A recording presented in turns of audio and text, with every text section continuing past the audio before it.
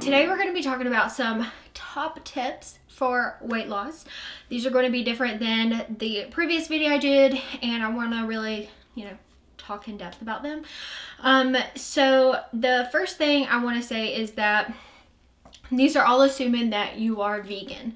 Okay, so I guess that could be a tip, I don't know, but going plant-based is the best thing I ever did.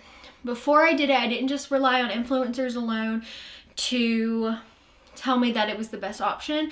I read The Starch Solution by Dr. John McDougall. I read How Not to Die by Dr. Greger. I read books by Dr. Barnard. I have read lots and lots of books. I've read a lot more since then, since I began. Fiber Fueled is a really good one. So I recommend reading. Do your own research. I mean, I feel like I'm pretty knowledgeable on this, but don't just take my word for it. Do your own research before you go plant-based so you really understand the health benefits of it. A lot of people go plant-based just for the animal rights, which I, of course, obviously support that 100%, but I did initially go for health reasons, and then I learned more and I started watching documentaries about dairy industry, meat industry, fish, whatever. So I started watching all those and became an ethical vegan as well. So I definitely recommend you do your own research, read about it, understand why a plant-based diet and lifestyle is better for health.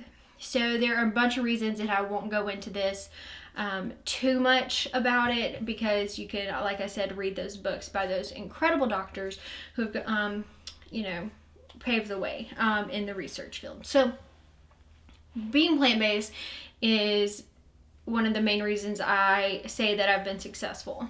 But I am a high carb, low fat, plant-based person. I have a high carb, low fat, plant-based lifestyle. There we go. So what does that mean? So that means that I am getting most of my calories from carbohydrates and then vegetables. I limit my fats to a pretty small amount. So what that looks like is I do not cook with oil. The only oil in my house is a thing of avocado oil, and that is for like various other things like hair mask and all that.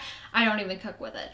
I got rid of all of the oil in my house. I do have a spray, like a nonstick cooking spray that I use maybe once a month, if that, on certain things. And especially around the holidays, we are doing baked goods, I'll spray it on top of some things, but that is very minimal, maybe once a month at most. So I have really learned to cook without oil, and cooking without oil is the biggest change but easiest change that you can make to help yourself get in a calorie deficit. Everybody wants to make, small and sustainable changes, and I feel like that is one that you can make that seems small but will have a big impact. Oil is the most calorie-dense food on the planet, meaning it has 4,000 calories per pound. If you think about it, vegetables have 100 calories per pound. 4,000 versus 100. That is absolutely insane. So get rid of the oil. Ditch it. Get rid of it. I believe I talked about that in my last weight loss video, but that's the number one thing that I can say, and I can't stress it enough. The next thing is to go high carb, and what I mean by that is this keto thing. The thought of it makes me frustrated and upset that people think that is okay. And if you think that keto is good, it's probably because the information hasn't been presented, and there's not a lot of doctors saying don't do keto, So there's a lot of information of why keto is bad for you, and I'm going to break it down really simply. Carbohydrates are your body's preferred energy source. Carbohydrates break down into something called ATP, adenosine triphosphate. That is the fuel for your body. That is pure energy that gets distributed to your cells. Your body wants to use carbohydrates and break it down into fuel and use it for your cells. Carbohydrates are very difficult to be stored in your body. They do not get stored as fat. Fat is stored as fat. Makes sense, right? Carbohydrates, you can store most people around 2 pounds, 1 to 2 pounds of glycogen in your muscles and your cells. Glycogen is your carbohydrate storage. It's like 2 pounds. Carbohydrates do not get stored as fat. Fat gets stored as fat, okay? So that's something I want you to think about. And maybe if you've been taught to think of carbohydrates as bad, carbohydrates are not the enemy. What I say when I say high carb, though, I mean unprocessed, unrefined carbohydrates. So potatoes, rice, grains, legumes, all of those that are going to be a sustainable energy source for your body. They're going to keep you full longer. They're going to satiate you. You're going to feel full. You're going to feel good. And you're going to have this energy. And you're going to be able to keep going. So carbohydrates are my number one source of calories in my meals. My meals range from, and I don't really count calories, but my meals range probably about like 500 calories-ish, 400 to 500. And I do most of those in carbohydrates. And then, I mean, I'll load up on veg, but like I said, a pound of vegetables is only 100 calories. So we're really not getting that many calories from vegetables. I do get asked a lot if I eat avocado. I do eat avocado almost every day, but I eat about a quarter of an avocado at a time. So about 2 tablespoons. If you were to look at the calories, just because people care about calories, that's about 60 calories. So an avocado a day, I eat less than 100 calories. I have not completely eliminated overt fats from my diet. A lot of people recommend doing this. I think that some fats are necessary for the body, but not a lot. So a little bit of avocado, flaxseed is high in a lot of omega-3s and omega-5s that your body needs, as well as some other nutrients. So chia seeds, flax seeds, avocado, those are the fats I stick to. I don't really eat nuts and nut butters. It doesn't appeal to me, and they are incredibly calorie dense. Like, if you were to look at it, oil is the most calorie dense. Nut butters are high up there. They are pretty calorie dense. They're just pretty much like straight fat. So I don't really eat those. I don't see a need to. Oh, that was a dog tail. I don't really see a need to incorporate those.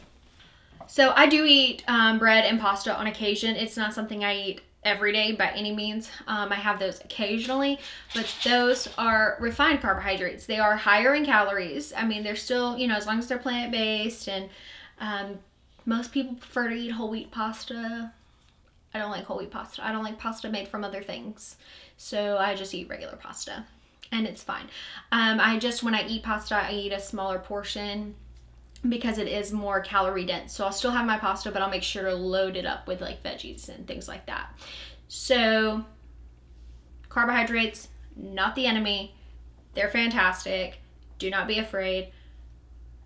But when I say eat a lot of carbs, I mean potatoes, rice, oats, grains, quinoa, whatever, beans.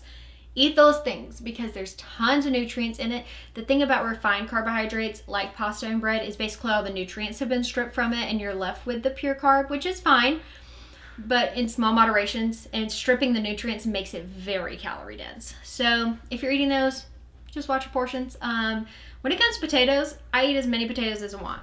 I eat until I'm completely full on potatoes, and that's the best way for me to eat. I don't have to watch calories.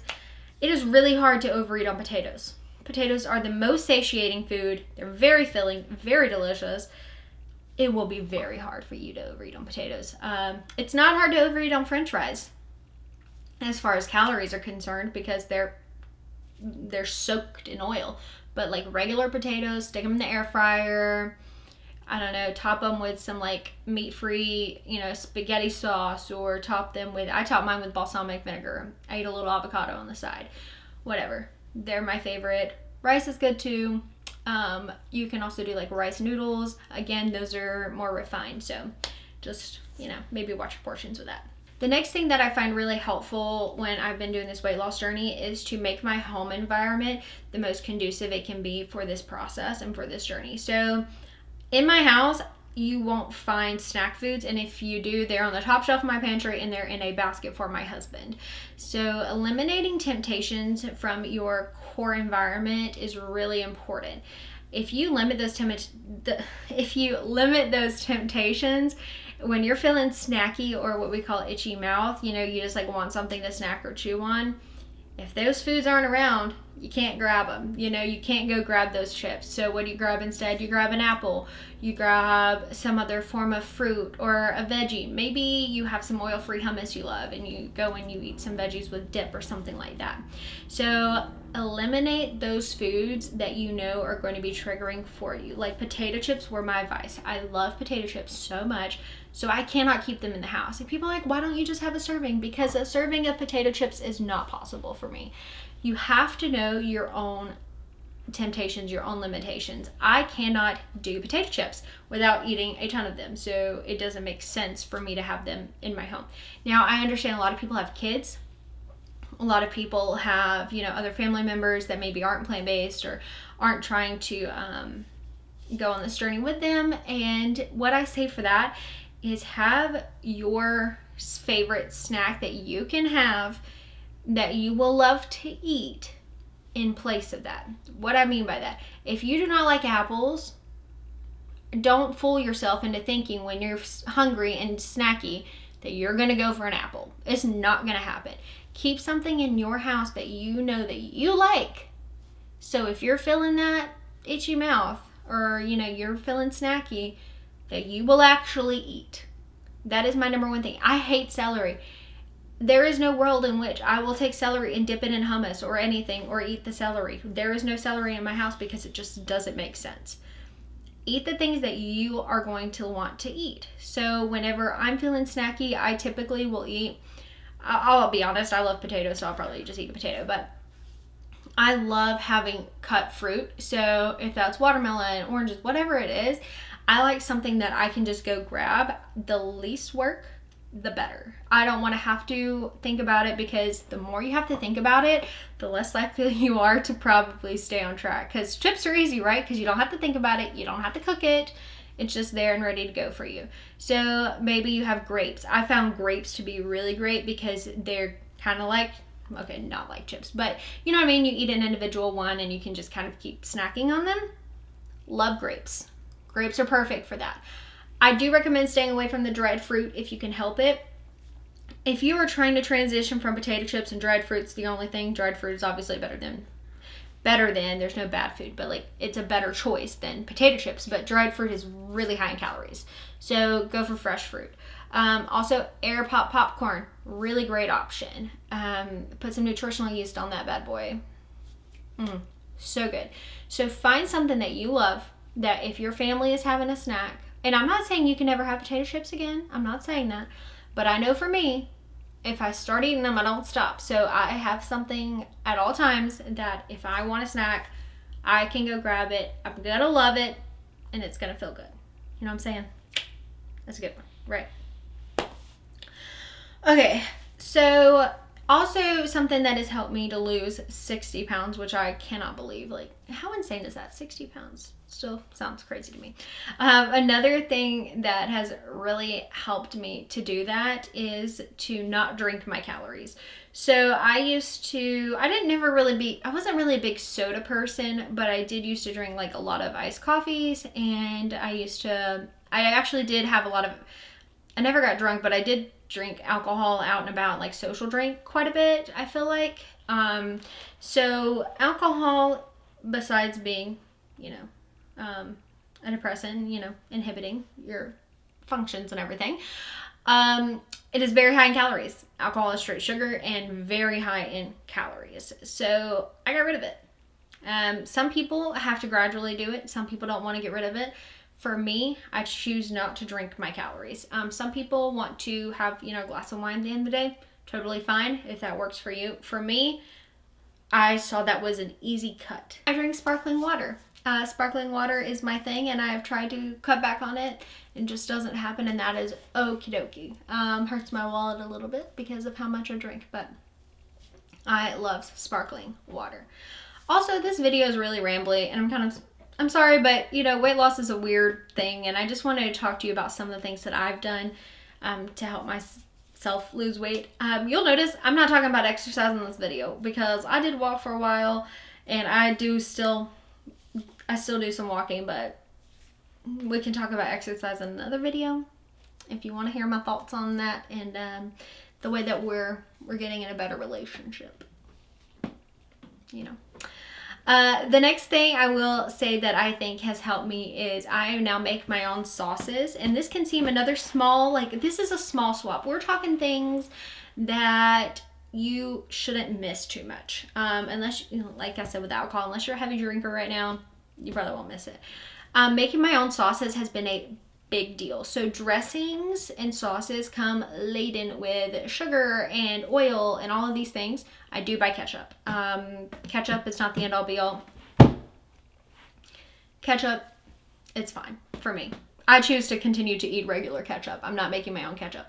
But I did stop buying dressings from the grocery store because they just have oil. And then even the fat-free ones taste a little weird to me. There's a cat under my chair driving me bonkers. But even those kind of tasted funny to me. So now I make my own dressings, my own sauces. I'm going to have a video coming up where I'm going to do that. But I do right now have a ranch recipe and my cheese sauce recipe on here. Dressings, really easy to make. You know, I don't even usually put a fat source in them. Sometimes a little tahini, maybe. But I don't really like tahini that much. So I just use like balsamic vinegar, mustard, salt, pepper, garlic, all that stuff, and just whip that up together. So not buying store-bought condiments, sauces, dressings, that is really going to be another easy swap that you can make to lower your daily consumption of calories without really noticing. It does require a little bit more of planning ahead, but you can batch make those and it's really easy. Cheese sauce will last like 10 days in the fridge. Same with my ranch. My ranch has some fat in it from the cashews, but you think about it this way, that little bit of fat that you're getting from the cashews has nutrients in it compared to oil. Oil has no nutrients, which is what, you know, would be in most dressing. Anyway, I love you.